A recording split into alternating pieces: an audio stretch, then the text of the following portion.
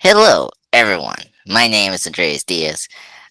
Today, Chris and myself are back again for another spectacular podcast on the DC Plus Talk.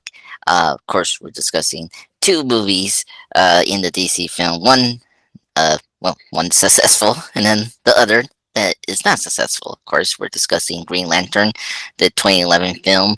Of course, starring Ryan Reynolds. Oh my God, how many years now? Like I think 11 years now since that movie came out, or 13 years. Yeah, it came Oh out man, in 2011. yeah, 13 years. Oh my God. And then of course we're discussing the 2019 film of Shazam, of course starring Zachary Levi. So Chris, how you doing? How you doing, buddy? I'm doing good. I'm looking forward to discussing these films with you Yeah. and just covering more DC content. Yes. So, because what was it? I think our next podcast we had to discuss the James Gunn slate that happened the end of January. So there's very like there's a ton we could do, and movies as well. And yes, so let's do this, Chris. Let's do it in order because Green Lantern came out in 2011, and of course Shazam came out in 2019. So we're gonna start with Green Lantern first, okay? Okay. So yeah, so let's do that. So I guess let's start here. So are you familiar with Green Lantern before you saw that movie? I mean, if you saw this movie in theaters back in 2011, what's your relationship with this character? No, my relationship with this character is through Injustice. Mm. I actually did not see Green Lantern because I had been hearing stuff that it was really bad, and that's what definitely turned me off. And then I saw an interview with Ryan Reynolds where he admitted himself that it just didn't work. So I was like, so if the actor saying himself it didn't work, then I don't think it's probably worth watching, I guess.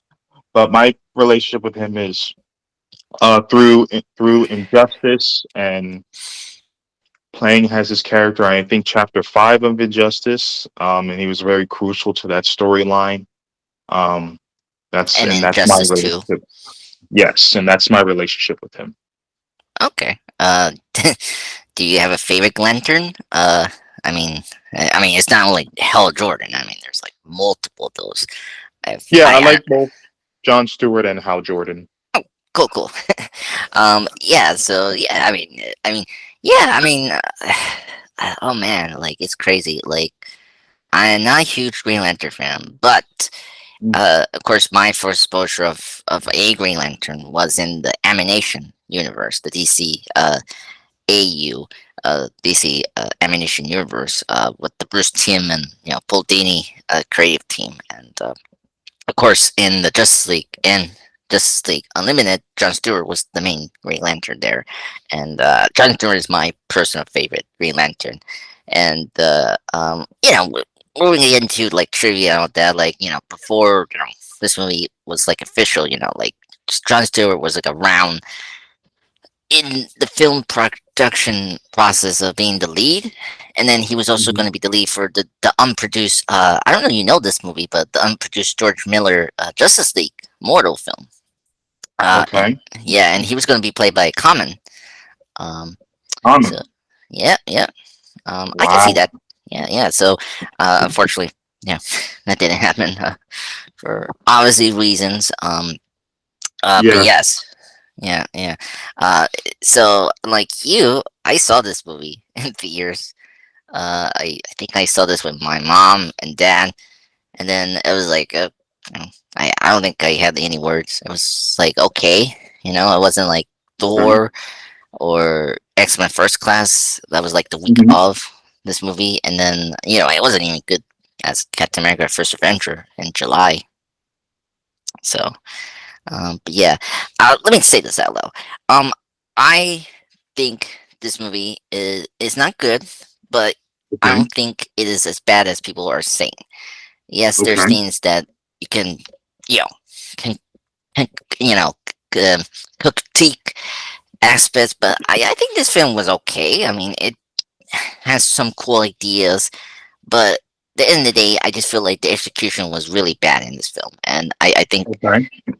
yeah, and I feel like the director Martin Campbell, who he's very big. Like he did the Antonio Banderas Zorro films. He did the James Bond films, GoldenEye and Okay. Casino Royale. Right. So I think he was a good choice, but I don't think he was the right choice for Green Lantern. Okay. And why? And oh, why do you say so? Was it? Does he have? Did he have any experience with DC Comics prior to him being No, chosen I to mean, direct the film? well, it's like his resume, like he seemed perfect, but Mm-hmm. we'll get into like because you brought up Ryan Reynolds' interview. Apparently, him and the director didn't go as well because Okay. I think Martin Campbell had another idea who was going to be the lead, where versus Ryan, Ryan, sorry, Ryan Reynolds was the studio's choice to be Hal Jordan. So, so it wasn't the director's choice, and I don't like. We really don't know why he doesn't like Ryan Reynolds as the choice, but it seemed more like he wanted a much more like leading man type, I guess. Um, uh, I guess for just fun, do you know who he wanted to be in the lead? Um, I, I do uh, not. Who did he want okay, to be? yeah, so it was our favorite raccoon, Rocket Raccoon, Bradley Cooper. Bradley Cooper. Yeah, Wow. yeah. Which makes sense. I mean, he was coming off from Hanover, and he is leading man material, so I can see him beat Hal. So Yeah. yeah, so I was I don't know. I was thinking about that guy who played Hangman in Top Gun Maverick. I don't know. I kind of see him as like a good Hal Jordan. I forgot his oh, name then. Glenn Powell, that's his name. Yeah. Oh, that's such a good choice. Oh my God, yes, I can see that. I mean, he could have been good. Because his hair is blonde, he reminds me of Alan Scott, the first Green Lantern. Right. So Right. yeah, so I think yeah, but he could be a good Hal Jordan. I think you're totally right. Yeah, I hope he'd be cast in the new Lanterns show that was revealed. So Yeah. I've been hearing rumors about that he might be casted. oh well, I hope that's very true because I like him in Top Gun Maverick. Um, Yeah. He did his. I liked his performance. Yeah, me too. I like him. He was really great. Speaking of performance, let's discuss this. What's your opinion on Ryan Reynolds as Hal Jordan?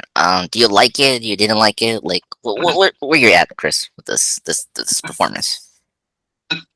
Um. I thought. I thought that he did a good job in that. Well, Okay. actually, well, hold on. Well, actually, I don't think it was the right choice. I just never saw him in Mm, that as that kind of hero. He's okay. definitely more fit for Deadpool, Yes, and of course. I just think that him being Green Lantern, it just doesn't fit his style to me because he's more. I just see him more as like a funny guy. I don't really see him as like serious roles, even though he has done serious roles. Yeah, yeah, But I yeah, see him more as a comedy play. yeah. That's very true. Yeah, it's so weird. I mean, this guy's been in every superhero production. I mean, like his first major one was in Blade Trinity, the third Blade movie. Um, and even that movie, like he actually feels like Deadpool there. Was funny. And then of course he was in X Men Ring. That was in 2009, and of course he plays Deadpool, and we all know what happened with that. It's just like, oh my God, like it wasn't Ryan Reynolds' fault. Like the studio just botched Deadpool, and then but Hmm. like the moments when we had like Deadpool talking, that was like Deadpool. And then before the solo movies we got later in in the decade. Um, I can see why you say that, Chris. I think he was the right choice. I think the problem was his character is so underdeveloped, and like this movie has very like it's picking the trend of what I say the comic movies was going on. Like he has a little bit of Tony Stark here Hmm. because the first Iron movie was successful, and obviously we'll get in touch, but like this movie was supposed to be the new start of the DC cinematic universe before it yeah, went to Man of Steel and all that. Um, so like I can see why, and I they don't do a good job of like for you to get into the character's psyche, you know, like Yeah, this movie is trying to like him, he has to overcome his fear, and like he's a courageous person, but like it is so like superficial, but also like because this movie is so cosmic, like it's science fiction. It's like they don't ground enough of the ideas and like the arc the hell's going for this movie is just not successful. yeah. DC hasn't done a good job, in my opinion, of developing their characters and Hmm. just simply organizing their storylines. And as I said, in conversations outside this podcast, Yes.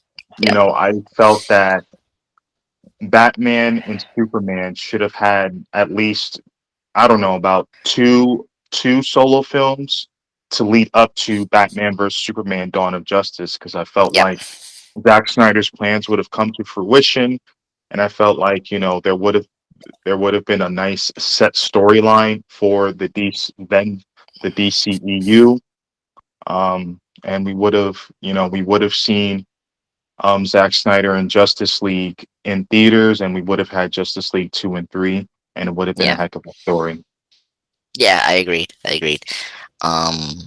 Yeah. I mean, it's like it's ridiculous. They cannot even pull character development as well as Marvel.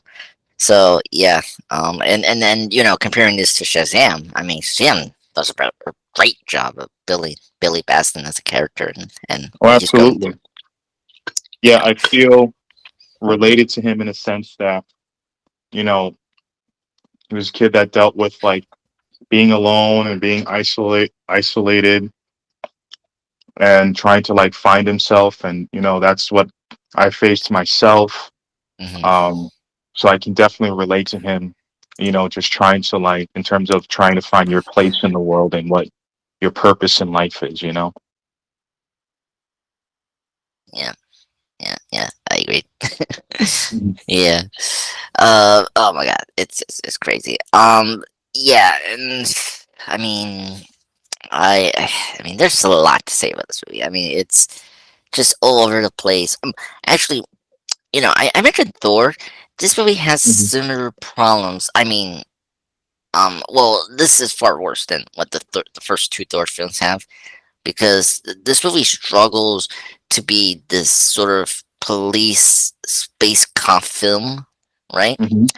And then Right. it's always coming back to Earth, and like and I think one of the issues about this movie it struggles to be this well this movie does the really bad decision just like the end of the world like scenario like the big villain is gonna come to Earth and like it's like the end of the world's like solution, and it's like it's just too big for first film, like and I think for me, I wish that this movie this differs. Like, okay, we stick with hell and Earth, and then the whole half movie should have been out of space. Him being trained by the Green Lanterns, like we saw a little bit with him and Kurlwalk and Sinestro, right?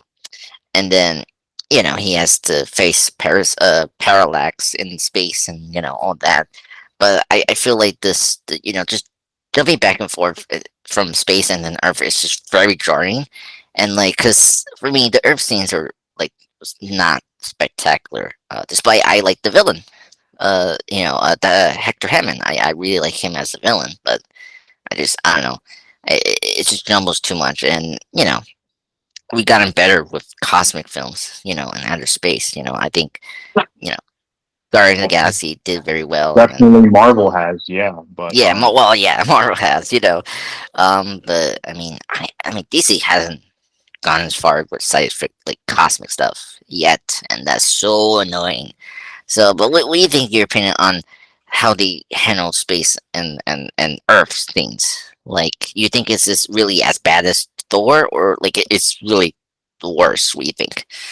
well, I would say it's been as bad as Thor because I've been confused of where the storylines are going. And Mm, Shazam, the first film, it had nothing to do with any of the previous films at all. yeah, Um, and I'm just hoping that you know James Gunn and Peter Safran fix all of that. And he did say that this DCU is going to be like Star Wars universe. yeah, And we've definitely seen changes with Superman, obviously, and now with Wonder Woman 3 not happening. Where's Gal Gadot going to fit into all of this? yeah, So there's still more questions. yeah. There's more questions. But sticking with the movie, I know there's a lot from the news for the DCU stuff. Um, like, y- like with the Green Lantern Earth scenes. Like, do you get like just get bored watching those scenes? I mean, it's. I mean, um, I I don't know, because like, because for the first Thor film, they did a really good job of grounding Thor, Hmm. and like he has an Hmm. arc. And there was a reason Right. why he was sent to Earth. That's the thing about this movie. I don't get why we like The thing allowed. is, they developed him as a character, and Yeah, and you yeah, saw different art. You saw different arts. You saw Thor learning about himself and his power and about Earth, and then you saw him. caring people, right? Yeah, exactly. Yeah, that's true. But yeah, yeah, it's just crazy. I just think this movie just did such a like a missed opportunity to become like the first cosmic superhero film before Guardians did it well, Hmm. and unfortunately this movie didn't do well. Speak and this is also a issue. Like I brought up the villains. The big issue I have with this movie is that this movie does the chronicle sin of every DC film is that we have two villains, and it. I mean, certain superhero films can handle multiple villains, like Black Panther or the Batman or why not, or Batman Returns. Yeah, why not? I don't think this movie handled the villains well. You know, um, I mean, Parallax is just so awful. I mean, his character design is just very much like the mid two I'm sorry, thousands. who? I'm sorry, who? Say that again. Parallax. Uh, Parallax. Okay. yeah, Parallax. Yeah, the cloud creature. Um, the yeah, very awful. Like the design of the creature is just not like just uh, creative or original. And then Hector Hammond. I like Hector Hammond because you get a better understanding where he is as a character. Um, but when Parallax arrives to Earth, he becomes useless, and then they come off, and I just didn't like that. So, Okay. what's your opinion on the villains? When you saw this movie, first time, I guess. Um, I at that point, I was just really tuned out that I Mm, I didn't even care for the villains at all because I didn't even care for the story, and I just feel like this film was just all rushed and disorganized. yeah. And I would just like to know, like, who was doing the writing. You know, Oh my God. you can definitely tell the writing was bad. And I know films are never going to be perfect. We're always going to have certain things that we may not care for in every film, Yeah. but it just didn't work, and that's unfortunate with films. Sometimes some films just don't work. You know. Yeah, I agreed. And you brought up how many writers? There's like the screenplay in total. There's like one, two, three, four. So like four writers wrote the Hmm. screenplay. Now, Okay. yeah, but so the story it was actually developed by the Airverse people, Greg Berlanti and Marc Guggenheim, and there's a third individual called Michael Green. Um, so Greg Berlanti, who shaped the Airverse, was supposed to direct this movie, but Hmm. I think last minute he was like he left the project. I think Warner Brothers wanted a more experienced director, so that's probably why we got Campbell. Hmm. And so after Berlanti left and pretty much and probably Mark Guggenheim, the we got two new writers and they came over to like probably polish their script they have, and that's where we get the mess of this kind of film, very disjointed and just very unorganized, right?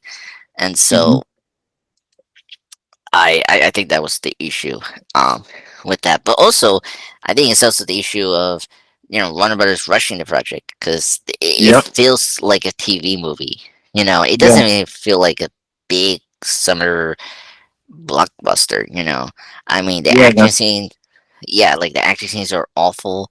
I mean the CGI. Like, let's get into the CGI. Like the CGI is okay in some areas, but then the others is really awful. I mean, this is like a $200 million movie, but Hmm. I don't know where they spend it. It just looks very rushed, unfortunately. Yeah. I've been very critical of Warner Brothers and how they've been going about getting these projects and films together. And I Yeah, feel like they didn't allow the actors and the directors, a lot of say in how they wanted the stories to go. yeah, yeah, Um, I think Warner Brothers got too prideful and be like, "We're gonna take control of everything." And yeah. after definitely after Joss Whedon's version of Justice League, things really went downhill fast. Yeah, of course, of course. Even with I mean, even with Aquaman and Shazam, their own solo films, which actually did do well in the box office, it still yeah, didn't change things. So it had to. So that's yeah, why DC is going through what you call an extreme makeover. yeah. I mean, it's just crazy. Still today, they just cannot let these creators do their thing. But Right. I mean, it's a side of the business, unfortunately, with the regime changes and mergers. It's a nightmare. Yeah, yeah, I agreed. This previous management was really bad. Yeah. Um, I mean, it's. I mean, this original before Kevin Tushihara took Hmm. over the company in I think 2013. I mean, they did okay. I mean, they gave us Dark Knight trilogy during this time, but but like we were in like size Batman. We didn't get enough DC films. Like Superman Returns didn't do well. We didn't get a sequel for that, and I mentioned the Justice League Mortal that was supposed to be the big start, but then of course the writer strike and then budget and all that just didn't let that movie to be made, unfortunately. Um, uh, and speaking of that, when we get to Shazam, there's actually two actors that were in that movie, and I will point them Who? out. There's two actors in the Shazam movie. Okay. They were in that movie, and I'll point out who's those people. So before we get to that movie, what's so I let's get back to the CGI. Uh, what do you think about the suit?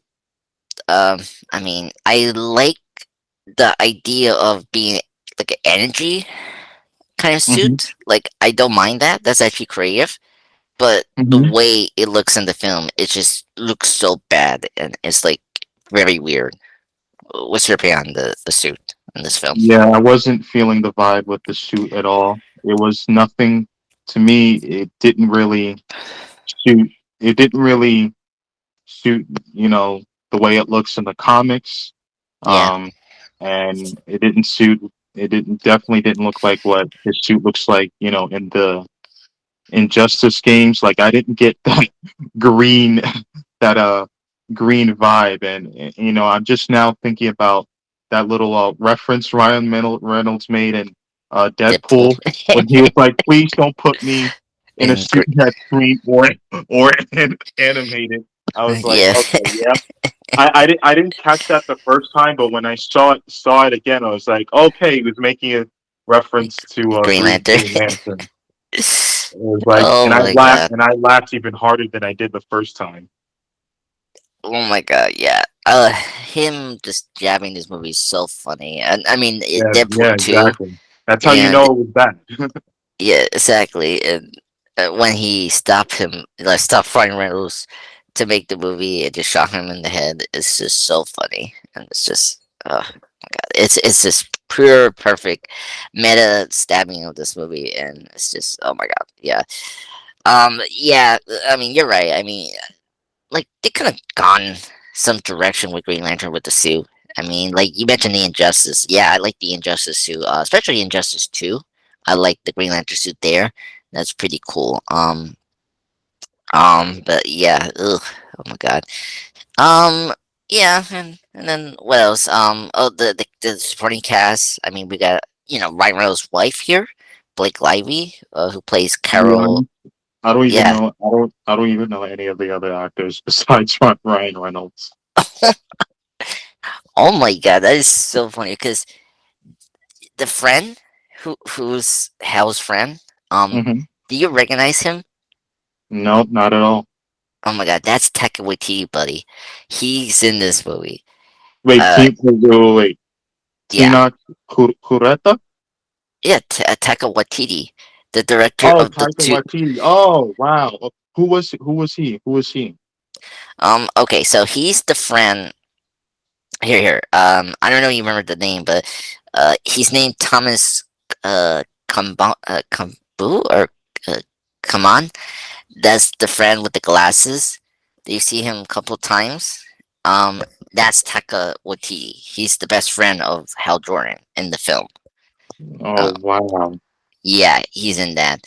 So it's very funny just watching that. And he's actually here, and then he's becoming. He's this now recognized director slash actor. It's just crazy that he's in Right? this movie. Right? Yeah, Um, I uh, just know him. I just know him from Free Guy and Thor: Love and Thunder. yeah, I know. And that's funny. He's renewed with Ryan Reynolds and Free Guy. So Right, this is like, exactly. yep, yep. He was Okay. funny. He was funny in that film, though. Oh, really? Oh, cool. Yeah. Yeah, he's in Disney Plus. I should check that out. Um, okay, and then I mentioned Blake Lively. That's the wife of Ryan Reynolds. She plays the love interest, Cara Ferris. Um, she's a complicator. She becomes a supervillain named Starfire. Hmm. Um, well, an anti-hero basically in the comics now. But yeah, she was okay. I mean, she's a good female interest, but she's very stereotypical female interest in the movie. I mean, like they did Well, that's the not a surprise. yeah, yeah, I know. But the way they get her to know Hal was Green Lantern is so weird. And it was like so typical because at this point the secret identities became useless now because of the Marvel movies. So I don't know. It's just, yeah. She's okay. She's here. It's nothing special. She's just like Jane Foster in the first two. It's just like she's just there. Or Okay, so Chris. not Or, much of a presence in this film. yeah, and they do the thing where they're not together, but you don't understand their reason of not being together, like all that. Like they never go into their relationship. Unfortunately, Oh, okay. Okay. yeah. Yeah, and then speaking of the villains, Hector Hammond, you do recognize Mhm. Hector Hammond. That's Peter's Skarsgård. That's the one that played the attorney in the Batman. Okay. He's the one that is strapped with the bomb, and he's the one in the car that crashes in the mayor's funeral. And Hmm. yeah, that's him. So he plays the main villain. And of course, he's the brother of the other Skarsgård, people. Alexandro Sarsgaard, Bill Skarsgård, who played It in the It movies. So yeah, big family, and of course the father, Stellan Skarsgård, who played Eric Savick in the Thor movies. Oh wow, that definitely is a big family. Yeah,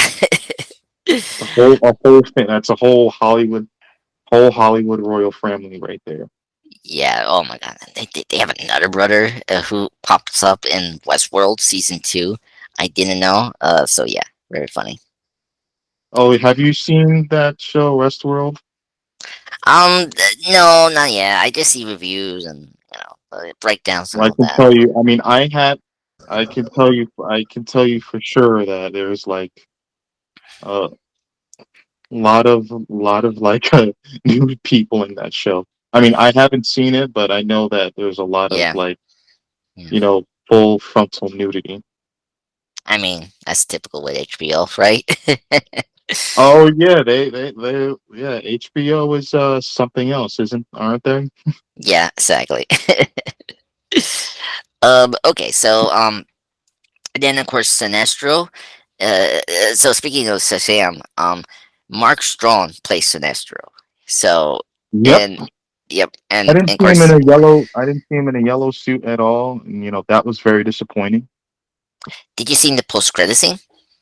Um, I did, but I don't know. I just wasn't. I didn't like. I don't know. I think it was the portrayal that turned me off. mm, It just yeah. like it. He was just like your typical like I want to take over. I want to rule. I just wish that there was an arc to him where you kind of like understood where he was coming from. Not Yeah, just to me, he was just your bad guy, or I mean, like typical bland villain. Trying to play God, something like that. I didn't yeah, like that at all. yeah. I totally agree. I mean, they just completely underutilized Sinestro in the film. Like okay, like in the DC energy films and in the comics, they this is very accurate before he becomes, the little lanterns. I I like the Yeah, idea not he. even like any references to Injustice or Superman, because like I think in the Injustice comics, Hmm. when Superman, just forms his one Earth government, he does like form an alliance with Sinestro, Yeah, and I think he gets into a cosmic war with like the Green Lantern Society. There was not yeah, there yeah. wasn't anything connecting that at all. Like nothing related to those storylines at all. Well, just remember, Injustice came out in 2013, so that didn't happen yet. So when this Oh. movie came out, but during the comics, actually, it's sort of weird with this movie. In the comics, before Sinestro become bad guy, he was actually a mentor to Hal before Hmm. he turns. So they were doing a comic accurate thing here, but the thing with his mentorship with Hal is way too short and just not enough time to develop this like amity relationship between Hal Hmm. and Sinestro. Whenever we get a sequel, which we didn't get, because the movie fell, so they Right. didn't really build that ground up really between Hal and Sinestro at all in the movie. It's just very haphazardly, like you blink and miss it kind of thing. And then the little, you know, uh, during this time, Jeff Johns had the huge, rainbow spectrum that was going on during the Green Lantern comics. The Blackest Night.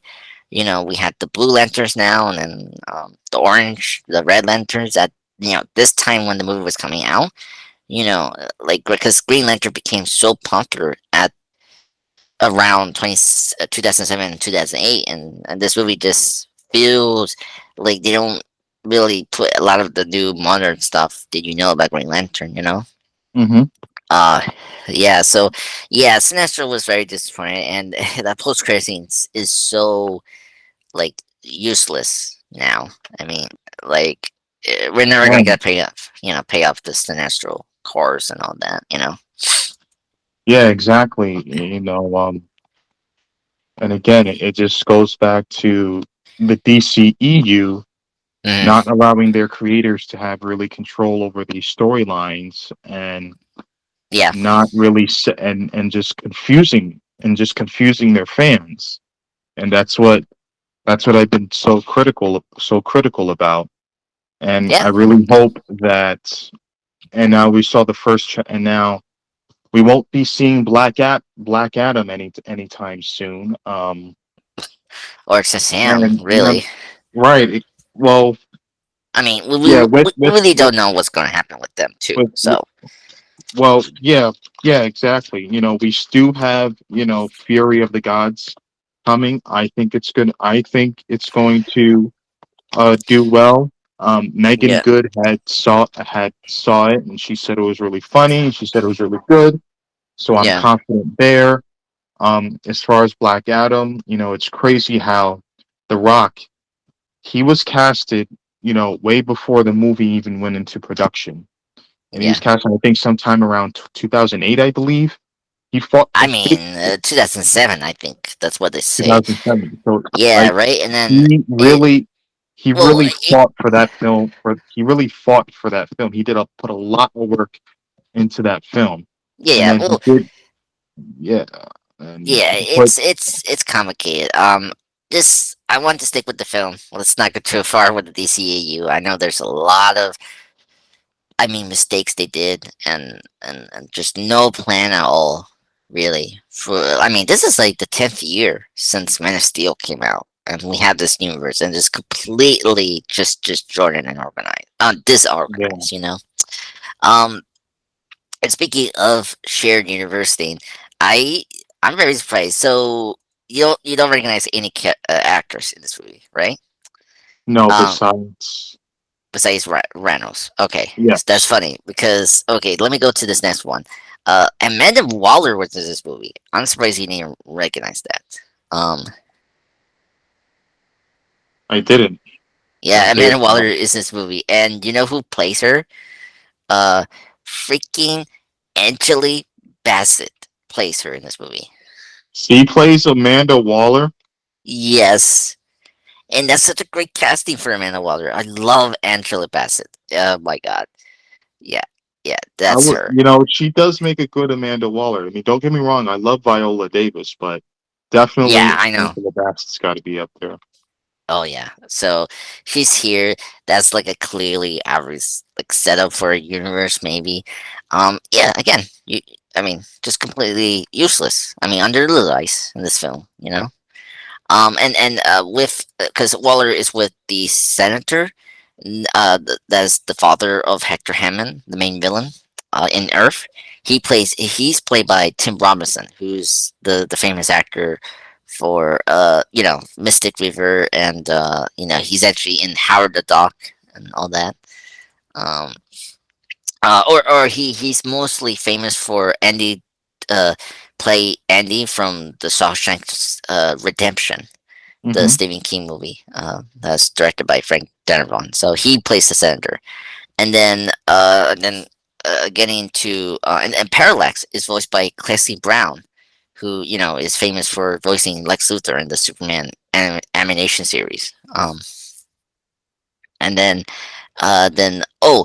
the other lanterns, particularly Abin Sur, Tamar Ray, and then Kilowog, are played by three great actors.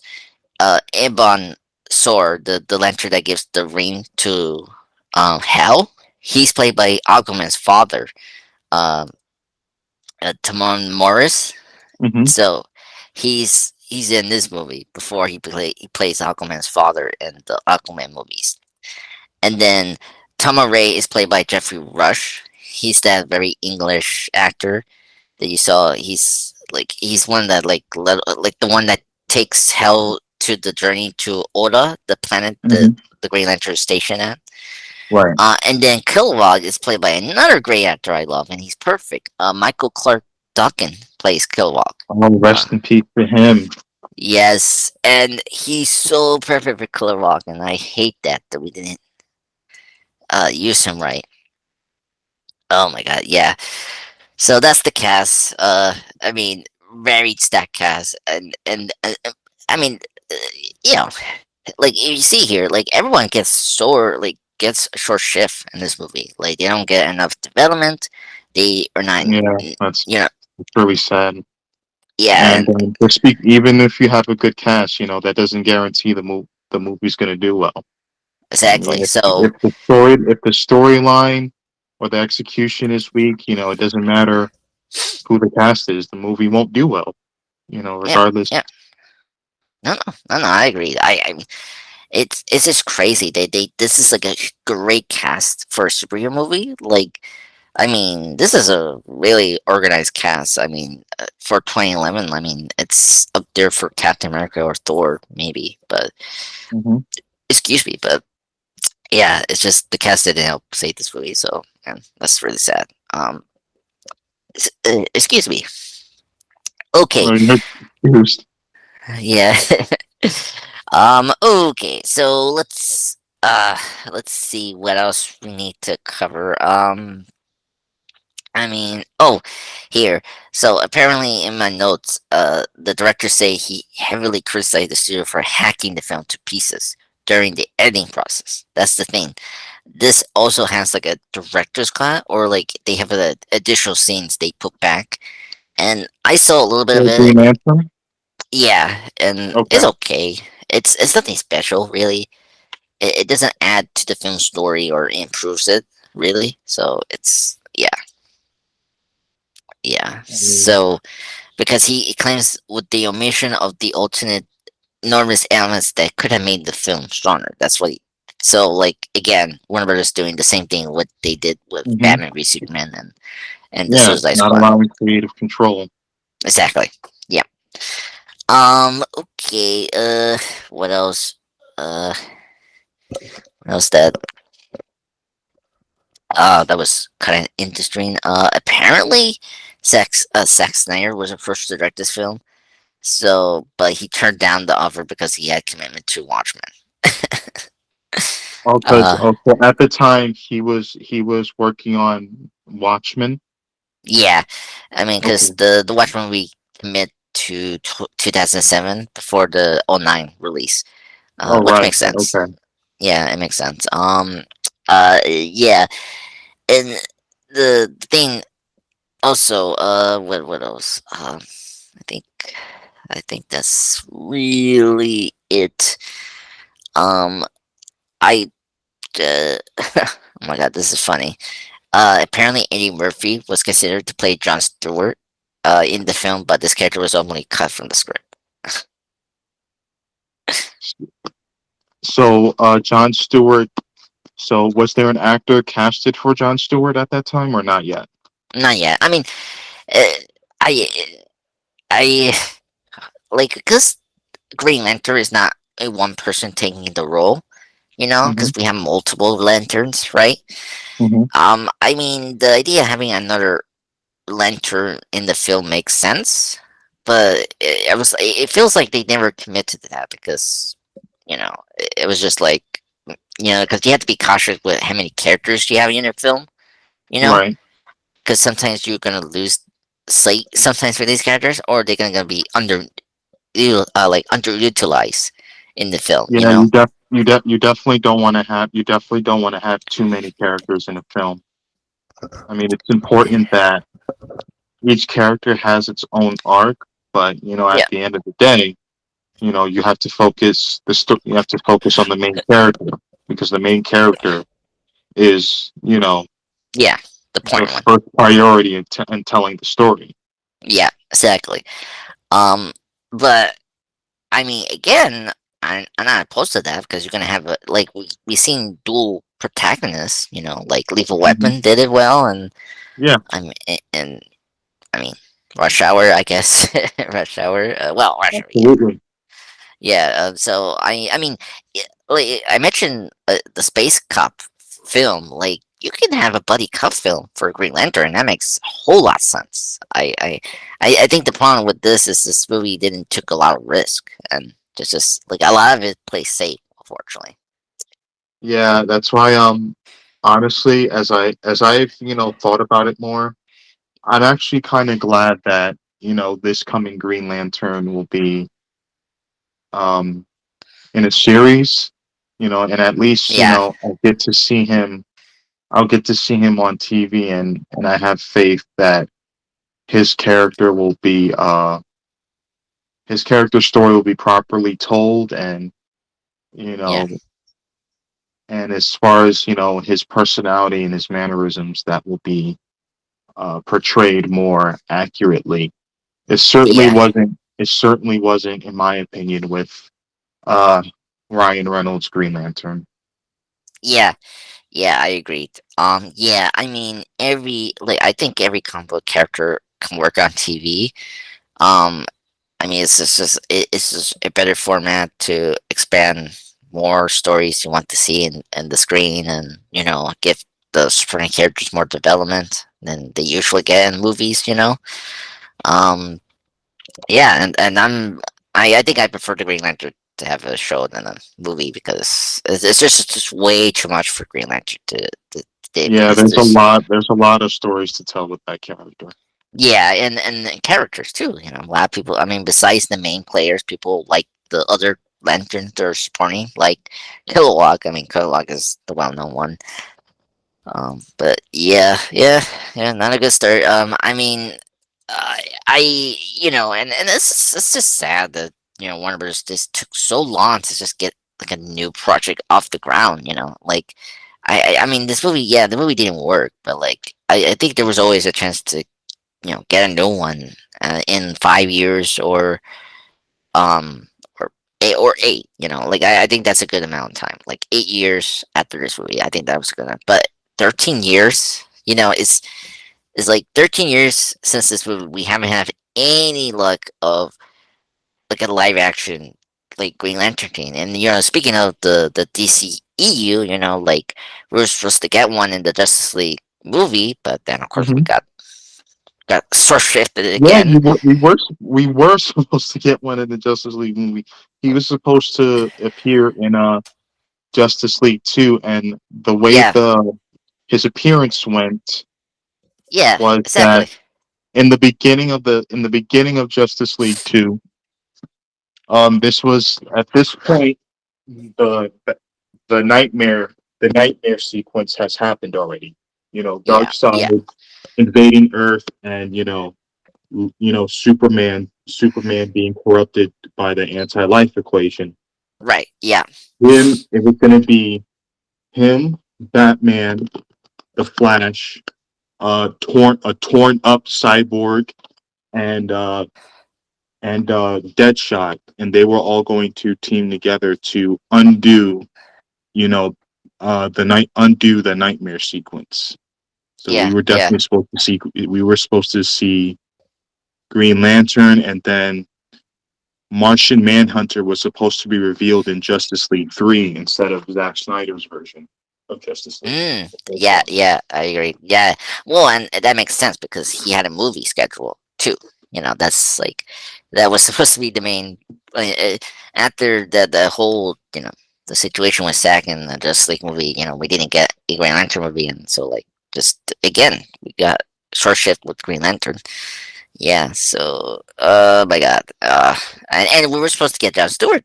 That's the thing. It was John Stewart that was going to be the main Green Lantern, right? For the Snyderverse. Um, but yeah, Yeah. It, it would have been a heck of a story. I mean, at least, we got to see what their plans were, after what yeah, they were working on after, not too long when Batman and Superman came out, because when as the DCU was promoting Batman and Superman, Zack Snyder and Jim Lee had already been writing scripts and mapping out ideas for Justice League 1, 2, and 3. right, Would have right. been a heck of a thing, wouldn't it? Yeah, that's true. Oh man, oh my God, 13 years and this movie, and it's funny. Every actor from this movie got at least a successful career. I mean, like Right. Reynolds got the chance to do Deadpool. I mean, Angela Bassett got a chance to be in a successful comic book movie, and presumably gonna get her first Oscar. Hmm. Too. You know, with the Hmm. the role. You know, of Ramonda in Right, Black Panther: Wakanda Forever. You know. right, right. And then, Mark Strong got into Shazam, which was a more successful film, and he played a good villain. And on the rest, got a chance to do other things, and so that's good. Yeah, so it didn't hurt them, but it definitely hurt Green Lantern as a brand. I feel like, um, like he appears here and there, but like he's no longer as popular as he was when Jeff Johns took the character in 2006, and just I don't know. So yeah. Anything else to say, Chris, about Green Lantern? Are you ready to move on for Shazam? Um, yes, I have more to say on Green Lantern. I just, Okay. I want to, I want, his story to be fleshed out properly, and I want to see him. Yeah. I Yeah. want to see him on screen. I don't want to see, Ryan Reynolds, because I know I'm going to be, really, really, really angry if I do. Yeah. But you know, I really want to see, his story be fleshed out. Yeah. I agreed. And hopefully, this HBO Max series will do it, and I have total faith when Jay's gone, and so yeah, we'll see. Yeah. Well, we have to wait. We have to wait for Yeah, it to come. I think, Guardians 3 will stay a lot for me, and how Yeah. much faith I have in James Gunn with DC. No, no, no. That I agree. Yeah, that's very true. But yeah. Oh man, it's crazy. Anything else to say about Green Lantern? The movie and everything else. We're good. I think, right? Yeah, we're Uh, okay. Yeah, okay, okay, good. So let's move on to Shazam. Okay, now we can talk to a much better film. I like this film. I think this is top three DCEU film of all time. Uh, yeah. So Shazam is the 2019 film. This is the let me check. I don't know. Was this movie the seventh installment for the DC Extended Universe? It's directed by David F. Sandberg, who did. He was like mainly horror director. He directed one of the Conjuring films, Annabelle, Creation, the second film of the Annabelle films. And yeah, and stars Zachary Levi as Shazam, the adult form, and then you got, of course, Asher Angel, who plays the kid, Billy Batson, Jack Dylan yep, did a good Grazer. job. Yep, Jack Dylan Grazer, who's famous for the It films. He plays, Freddy, who's also become a hero, and then of course you got Djimon Hounsou, who plays the wizard, who gives the powers of Shazam, and then of course Marc Strong as the villain, as Doctor Sivana. Uh, so yeah, I love this movie. I saw this movie. Speaking. We have our friend Kristen, of course, Miss Flamingo. I saw Mhm. this movie with her and another friend in those what is it, Fandango advanced Yeah, screenings. We saw this right. early before, and it was so great. It was one of the great experiences, and I oh my god, this movie is so amazing. I love this movie. It's one of the best superhero films, and also one of the best superhero origin films. But what's your opinion on this, Chris? You love this movie. What's your opinion on this? Yes, what I loved about the film was Billy Batson as a kid, his story arc. Um, you know, he was a foster child, Yep. and he wanted to find his mom, and I related to him in terms of just trying to find who you are and what your purpose in this life is, and obviously he definitely had his fair share of bullying because his foster brother, he saw how he was being treated by those jocks. Yeah. Definitely, I had that experience with bullying and myself, so it definitely did trigger me, Mm, but I felt very relatable in that, what Billy Batson was facing, I had faced that too at one point in my life. So Oh that's what wow. really, I mean, I wasn't, of course, all the stuff about being a foster kid, not that, but No, in I terms, know. yeah, I, I'm just aiming at the bullet thing. That I understand. That I do relate to. Yeah, yeah, I agree. right, exactly. And just, again, just trying to, I guess find your place in the world. And that's what really drew me to this movie, and especially, Billy Batson. Yeah, yeah. And I like Zachary Levi as Shazam. He's like he's built for that character. Yeah, I agree. Oh my god, yeah. I yeah, I completely agree with you, Chris. I mean, this like it has a heart, which is great. It has a heart in the sleeves. It just is so charming. It just it gives you the reason why you love superheroes, you know. And I think they do a really great job of just dealing with the character of Billy Batson and his arc, and like it's just so well done and like very precise and economical as well. And it's so much fun. I mean, it's funny. And it's just very charming. It's like, and, as the director mentioned, this is the superhero film of Big, the Tom Hanks comedy film. You know, Hmm. um, yeah, oh my god, this is great, and it's definitely my second favorite after Wonder Woman. Um, I think this movie does deliver everything right, as a superhero film, which was sort of lacking in certain films, and yeah, was so great. Yeah, and speaking of Zachary Levi, yeah, I mean Zachary Levi, like this part of Shazam, like I like the costume. It looks great. I guess the question, I this is sort of a nitpick. It is sort of weird. I mean, I guess he's a kid, but he's weird. Like he's like when he's Billy Batson and the kid form, right? Hmm. He he's like a street smart kid, right? And he's very smart. But then when Hmm. he's in the Shazam form, he's very goofy, and he's Yeah, does it bother you that's very inconsistent? I mean, what do you think? I mean, it's a minor thing, but it's kind of funny how inconsistent they are with the portrayals between the kid and then entering into the I sand mean, body. to be honest with you, Uh huh. I felt like once Billy Batson became Shazam and he started recognizing his powers. At what point was he was uh he was a kind of a jerk. Turns Hmm. off, like he was showing off his ability to people, and I like how his foster brother was referring to him in one scene when they were having that scene in dinners that, you know, I'm paraphrasing that maybe someone doesn't, appreciate the gift that he's been given. That's true. And Yeah. what I noticed what Billy Batson was that, okay, clearly he was abandoned. Turns out he was abandoned by his mother when he was a kid, Yeah. and he would jump from foster home to foster home.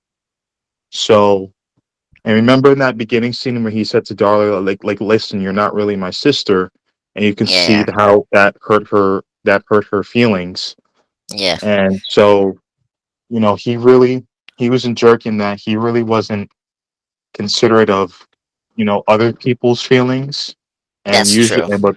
and what people tend to do is that when people are hurt, they tend not to care. They tend to Not to not to care. care about the feelings of others because nobody cared about me. So Yeah, that's very true. No, no, no, no. Now you maybe okay. That makes a lot of sense now. Yeah, that makes sense. When he's in the sand farm, he's becoming an even bigger jerk because he got these powers, and especially the scene when Freddy comes up to him and was it like the area where Rocky like runs into in that hmm area where his statue is like. Of hmm course, Billy is doing the thunder shooting out of his hands for right, for showing off, and Freddy accused him that he didn't help him out with the bullies in the school. Hmm. And yeah, that yeah, no, now it makes sense. That's true. Yeah, so okay, so it's not really inconsistent. It's sort of there. It's just like when he's Shazam, his ego is started to kind of take control, and he has to sort of learn that he has to be responsible. Okay, that makes sense. So okay, Right. and you mentioned the mom. So did you expect the mom actually abandoned him in the film? Like I wasn't expecting that. That the mom like abandoned her, and for reasons No, that I I wasn't expecting that at all. I had thought that, at first the mom, had passed away. yeah, I thought that Um, too. yeah, but as the movie went to a flashback scene with him and his mother, that's when I was like, okay, she probably abandoned him. That's why, he's been searching for her all this time. Mm, And then when he finally found her, he wanted to, be back, with her, and pretty much she was like, no, because no, I can't really take care of you, because I guess she didn't really feel fit as a mom. yeah, yeah. I mean, I yeah, think Billy was reflecting in that scene. I did, all this time I had been looking for you, and yeah. you just, pushed me away. And that's why I think he said, what, let me get back to my real Real family. family. Yep. Right. Yeah, yeah, yeah. And that was such a cool way to pay off the family. Like when the last scene we see them in the dinner. Like I like Hmm. how I say we're family, and I think that was like great payoff to his arc of like accepting that this is his family now, and that yeah, despite his Yeah. mom, so yeah, And when Billy went to go see, his birth mother, yeah, soon as she opened the door, it's not like she was overjoyed, and it's not like she even got emotional. I'm like, God, my son, I haven't seen you in so many years. yeah, She was just blank. She was just like stoic face, just blank. I mean, what yeah, kind of, if I was a parent, and let's say, I wouldn't do this, but I abandoned my kid, and my kid comes back to see me after so many years, I'd be on my, I'd immediately give my kid a hug. I'd be on my knees crying, you know. yeah, But that wasn't yeah. that It wasn't wasn't the that wasn't case. yeah, that wasn't his mother. Yeah, yeah, I agree. Yeah, and He yeah, almost and had that, like, why is he here face. yeah, and it was selfish as well. So yeah, so I agree. Oh my god, yeah, that was a good way to wrap his like character arc so well. And I think one of these I appreciate was just spending time with him as as a person. You know, Mhm. like I like how he interact with characters. And I think his relationship with Freddy is like very important. I think to really send him to this direction of like learning to be responsible and also accepting that this is his new family. What do you think about Freddy as a character? I think Jack Dylan Glazer is really great as Freddy, and I think he is the heart of this film, basically. Yeah, yeah, he definitely brung some comedic relief, and Yes. I Yeah. think he relates to, again, a lot of people in terms of, like, being bullied because, you're different from most people. And besides him being, disabled, he's a really smart kid. Yeah. Like, That's true. he's very smart. And unfortunately, we live in a society where, you would be called a nerd and stuff for knowing science, or just being really educated, as of like that's a almost Yeah. a Yeah. cardinal sin. And again, because he was disabled, those bullies saw him as weaker Yes. than them. Yes. And That's very true. unfortunately, people will tear others down just to feel better about themselves. Yeah. Yeah. And I'm glad we got to see him, as a superhero. So he showed that he can kick some butt too. Yeah, that's true. And I like that moment when he realized he became a superhero. That was a great moment in the movie. Right? uh, yeah. That Oh, was one of my favorite moments in the movie. that's great. Oh my god, that was good. Oh god. Yeah. Speaking of the adult actor that plays Freddy in that form, Hmm. Yeah. Adam Brody, Hmm. he's the one that's in Justice League Moral. He was supposed to be the Flash, Barry Okay. Allen in that movie. Wow. Okay. All right. Yeah, yeah. And when we get into the family, the Foster family, one of the boys is actually was supposed to play Superman in the Justice League Hmm. Moral, but he's in this movie as one of the Foster siblings. Okay. Okay. Yeah. I can mention now. He is let me get him Pedro Pennant, the the shy sensitive boy. Um, Hmm. yeah, his adult actor GJ Katrana is the one that was supposed to be Superman and the unproduced George Miller Justice League model. Okay. So it never was like filmed or anything. They were they were halfway through the production. Like they were about to shoot, but it got canceled last minute when they were supposed to shoot. You know. Um. Wow.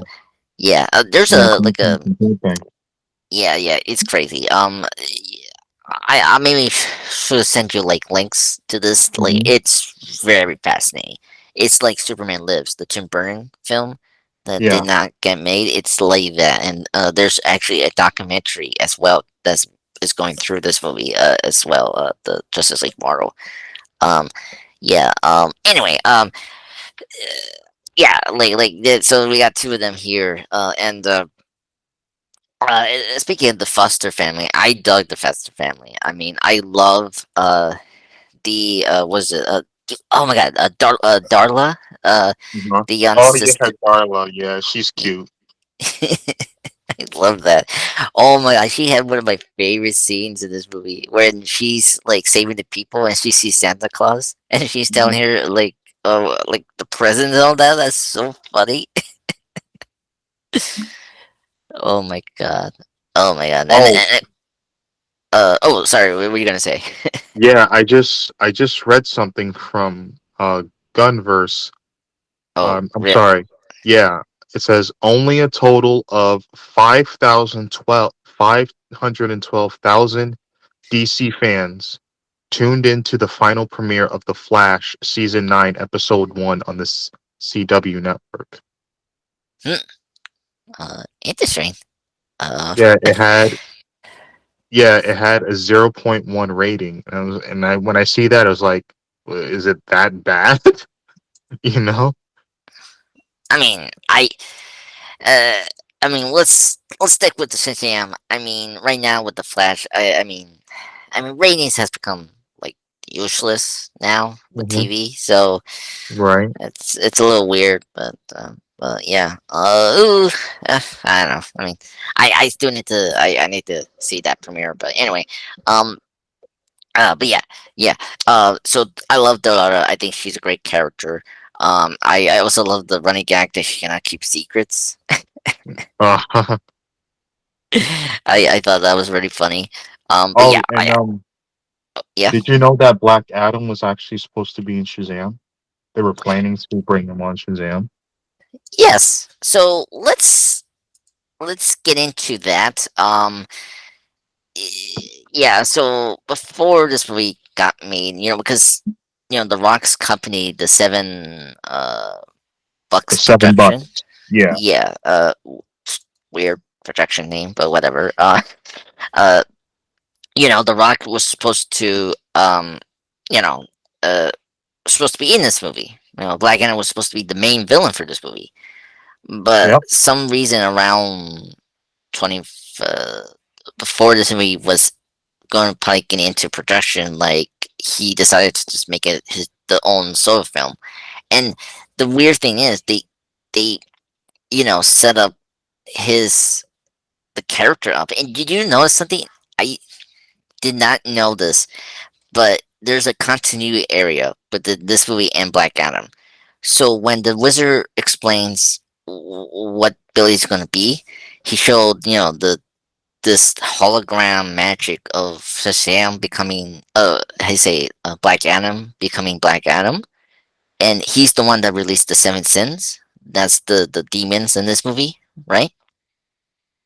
Yeah, what I think what happened was that so Black Adam was going to be Shazam as the main No, no, no, no, villain. no, no, no, no, no. Let's listen. So Black Adam was released the Seven Deadly Sins, but in the movie they completely annoyed that, and like he did not Yeah, do. yeah, because So what I was it, yeah, it because what was I was gonna it's just continuing because he does not care about this movie, and he just did his own thing. So it's not completely connected at all with this universe. Anyway, go no, ahead. I'm sorry, Chris. Go. no, what I was gonna say was that The Rock had said, no, let's let Black Adam, develop his own story first before we bring those two together. So that's why they scrapped him. Uh, I it's just, I mean, it's very baffling. I mean, whenever we get into Black Adam, someday we'll like, I mean, it's one of the weirdest things ever.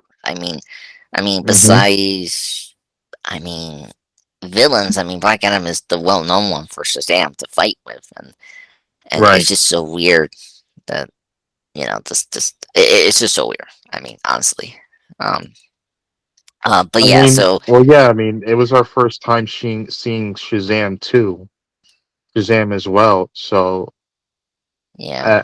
I can kind of see where he's coming from because, as you said, Black Adam has his own story arc, right?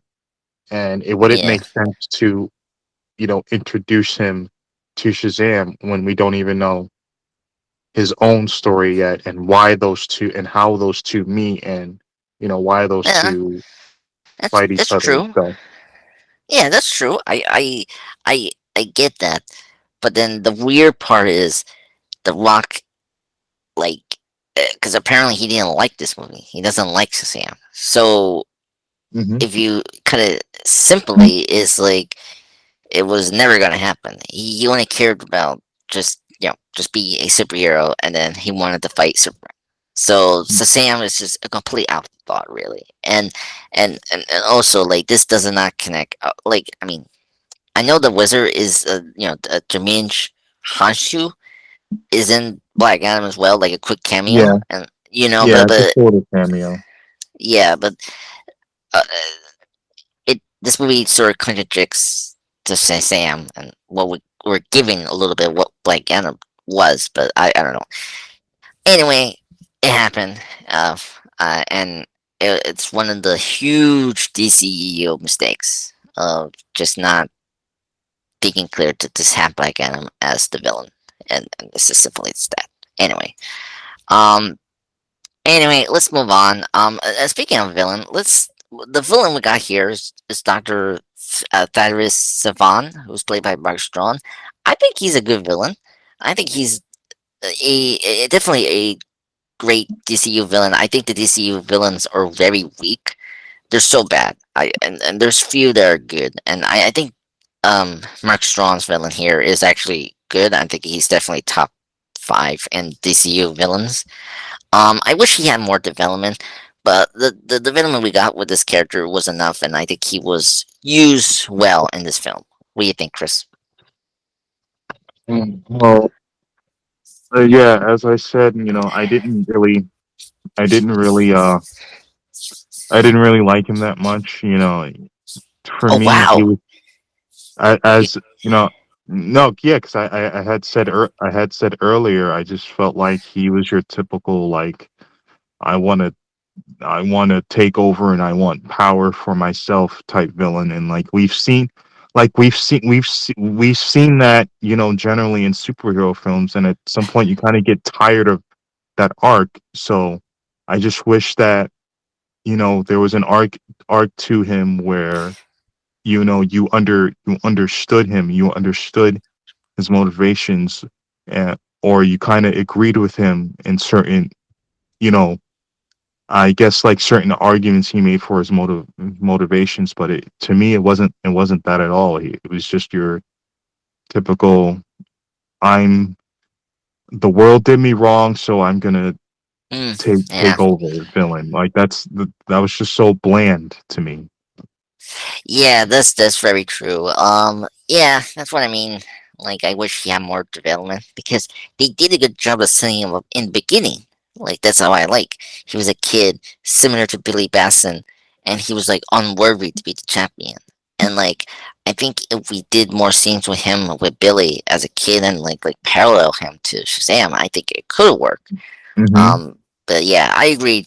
It's very, he's very useful. I mean, like he's a very efficient villain for this movie. It's nothing spectacular. So I can see what you're saying, Chris. And yeah, um, Yeah, he was just greedy. He saw, oh, you're not worthy, and he wanted to take matters into his own hands. Yeah.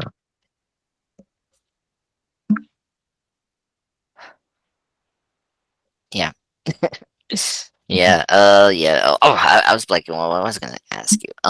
What about the seven deadly sins? Like, I mean, they were good. I mean, they had cool Yeah, character designs. that was fine. I know for a fact they read the Bible because that's definitely where they got the seven deadly sins from. I But mean, yeah, the lust of the flesh, the lust of the eyes, the pride of life, was like those are all biblical. Yeah, that's all in scripture, all clear biblical references. And yeah, a lot of movies sloth. do that. They take a lot of, they get a Yeah, lot of their ideas from the Bible. You yeah, can clearly see it. yeah. Seven does this. I mean, the David Fincher film with Morgan Freeman and Brad Pitt. They do the Hmm. seven deadly sins. Yeah. Yeah. But I guess it's kind of cool. With this in the sequel coming soon. I mean, I like that they're going very in deep with the Greek mythology and all that. Like, that's one thing I like about these films over Black Adam because like they're really going in deep with the lore, and that's good. Um, and there's some that I didn't recognize. Like we can go into, the tiger that like Billy got when he was a kid. That's a reference to a character that is actually a supporting character in the film, in the comics. I guess his name is something something. Oh my god, I should just check this. What was his name? Uh, Here characters. Uh, Taki Tamwa. That's the tiger character in the comics, and then the practical. Oh my god, I cannot say crocodiles man that we saw in the suits when they were opening those like dimension doors towards the end of the film. Those are characters, and they're actually members of the Society of Monsters, the Shazam like version of the Sinister Six. And then of course we got Mr. Mime, the caterpillar villain that we get in the post credit scene. Oh So wow, I didn't. yeah, Wow. yeah, this film sets up the hold on, the enemies, the Monster Society of Evil. So it's like heavily referenced in this film with those like weird creatures that we saw. So uh and speaking of that, I mean, Mr. Mine, just to confirm this, apparently David F. Sandberg mentioned that yes, despite they set up, Dr. Savan talking to, Mr. Mine, the counterfeit villain we saw in his jail cell, Hmm. it was in development, but then they sort of decided to create new villains and use some Greek gods to be Hmm. in the second film, so that's why we're not going to get them in the sequel. Makes sense, and I will Okay. accept that. I mean, at least we're getting Lou, and Halle Mara as villains, so that's good. So Yeah, I hope I'm definitely gonna like Lucy Liu. yeah, And yeah, I think Wonder Woman's in this film. There was a shot of yes, did you notice that shot of looks like she's pushing a force field, and if you yeah, look at like her arms and what's on her arms, it's very similar to Wonder Woman's. And it's yeah, like that yeah, has to be her. But the thing is, you really have to pay attention because that particular shot of that scene comes and goes. yeah, very quickly in the trailer. Yeah, yeah, I know, I know. Right. They don't want you to catch that. You know, they don't want to spoil it. I mean, they did spoil it, but you really have to pay attention to that trailer to catch it. Yeah, that's very true. Oh man, crazy. One more month. We're almost there to see that movie. Yep, one more month. One more month. Yeah, yeah. Okay, what else we need to discuss? Do you want to like? Do you have like a favorite foster kid? Do you like in the film? Like, do you like Dara? What's your opinion on of Mary, the other like the older sister? She was good. I wish she had more development. I think she's gonna get more of that in the sequel, but we'll see. Um, but like, yeah, who's your like? Do you have any favorite from the Foster family? This No, one. not really. I mean, Okay, honestly, I like all of them equally. I okay, don't really have a favorite. okay. That's good. That's fine. I mean, I like all of them. I do like the kid, the Chinese kid, and I just love that kid. Just when he got his powers, and he's like, I, I was laughing so hard when he say, Kakugan, when he Hmm. fired his electric fingers. That was so funny. I love that. Right. That's yeah. Oh my god. What else? What else we need to discuss? Speaking of trivia, apparently the Seven Deadly Sins designs were inspired by the Terror Dogs and Ghostbusters. Uh, Hmm. from the director, I can see that. Um, and then this movie actually came out during the year Shazam's 80th anniversary, so that was actually Right. kind of cool. Um, and it's speaking of the name, this it came out the same year as Captain Marvel, and obviously Captain Marvel, the name was his first name before they lost that Really? during the Well, yeah yeah. So I don't know if you know the history of Sosam. This is your first time seeing this character because my knowledge of this character was from the Justice League Unlimited show. I don't know hmm. if I guess the Injustice was your first time seeing Shazam. I totally forgot that he's in the Yeah. first game. Um, No, no. Seeing the Shazam film, that was my first time seeing him, and oh, then okay, second time seeing him was okay, the Injustice video game, the video game okay, version. okay, that makes sense. Okay, so like, so Shazam like was a new character in the comics in the 40s. He was like beating out Superman. Hmm. And so there was like a legal, like this is a very famous legal battle between DC and Fawcett Comics. That's what they were called. And actually, the school they went to, the kids in this movie goes to Forest School, Forest Hmm. High, whatever. That's actually a reference to the comics that Shazam comes from. So that was Right. very cool.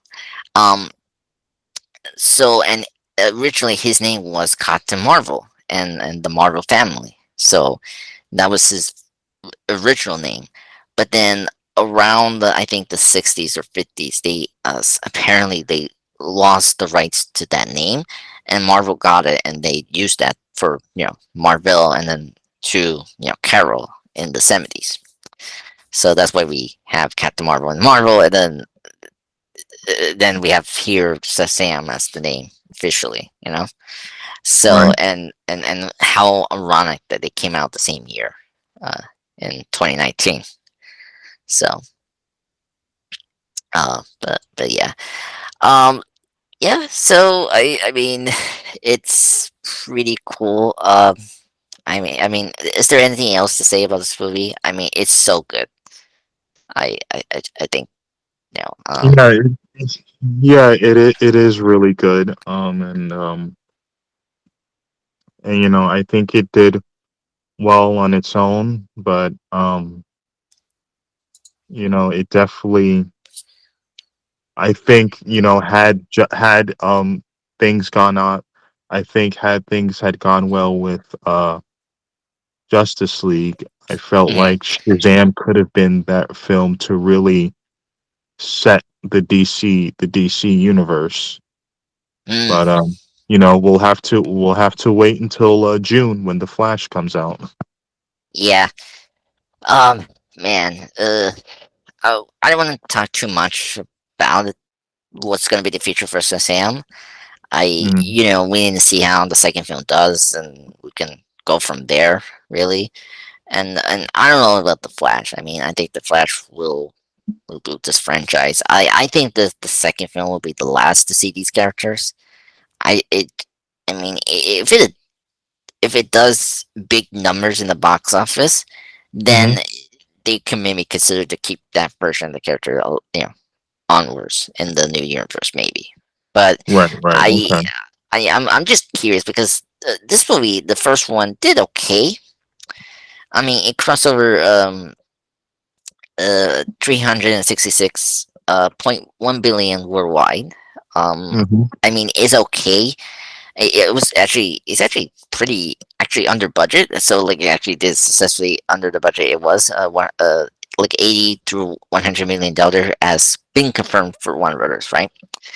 But if you compare to Aquaman that came out the year before this movie came out in 2019, that movie crossed $1 billion. So it was kind of like it was this question if it was a hit or not. But of course, we're getting a sequel. This is the word of mouth for this movie really helped the film. I think. Like, I mean, I love this movie, and I think it deserves to continue and be a franchise. I think. Um, I don't know. I'm curious about how the second film will do. Me too. I mean, as we discussed with the DC film discussion, and off screen, it's like what's gonna happen with all the four DC films. I mean, it's just up in the air right now, you know. So Yeah, and I wonder, what is DC gonna do with guys like, Lex Luthor and Deathstroke, because those are, definitely pivotal characters to DC. I don't know what their relations are with Shazam, but those two I'm definitely need to have a role. yeah, I agreed. I don't know what Shazam's role is going to be. I mean, it's been very weird with Shazam. He's such a weird character because he was a rival to DC, and then they got him during the Right. '70s, and I mean, he's known, but like he's not like a big tier character for DC. I mean, despite his appearance with despite how evolved is in the universe, or how Black Adam has been pivotal in some areas. Like he's very involved with the Justice Society of America and whatnot. But I don't know. We'll see. But yeah. So highly recommend Shazam. Not. I am not highly recommend Green Lantern. At all. Yeah, definitely not. Yeah. So but yeah. But thank you, Chris, for coming today. I hope this was a pleasant discussions. Oh, yes it was, as always, and thank you for having me. Yep. And I hope that we can keep this going and keep discussing DC and Marvel films, and just sharing our Yeah. passion for these projects with one another, and we hope that the viewers will see that passion themselves. Yeah. I mean, so far the DC stuff has been successful, and the DC Marvel Plus stuff has been pretty well received in terms of reviews. Yeah, I and mean, I hope DC Universe listens to their fans, that's like true. obviously you have, and Yeah. Yeah. just get it going with these stories, and you know portraying these heroes the way they need to be. Yes, that's very true. I do agree. Um, oh my god, it's very crazy. Right now with DC films. But hopefully we get sort of clean after this year, and then we'll get the new Superman movie in July, in 2025, and I think we should be good. But yeah, so but anyway, thank you everyone for listening to this podcast. Of course, me and Chris, or Chris and me, will return for another spectacular podcast. Of course, these two podcasts we're going to be together, and then I'm going to separate them into like interview podcasts for you guys to listen separately as well. So check those out in this week. But yeah, have a good weekend, everyone, and of course, enjoy your Super Bowl for this Sunday. Super Bowl Sunday. Yeah. Yeah, I'm Right gonna on, end this. Dre. Yeah. Okay. Have a nice I'm day, just gonna everybody. watch the Super Bowl, fellas. All right. Have a good day, everyone.